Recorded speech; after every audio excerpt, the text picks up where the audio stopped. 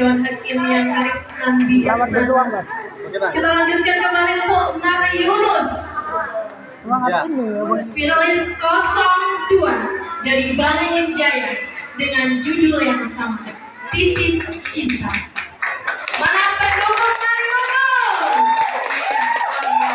Semuanya mendukung Mari Yunus dari Bangun Jaya, orang sini.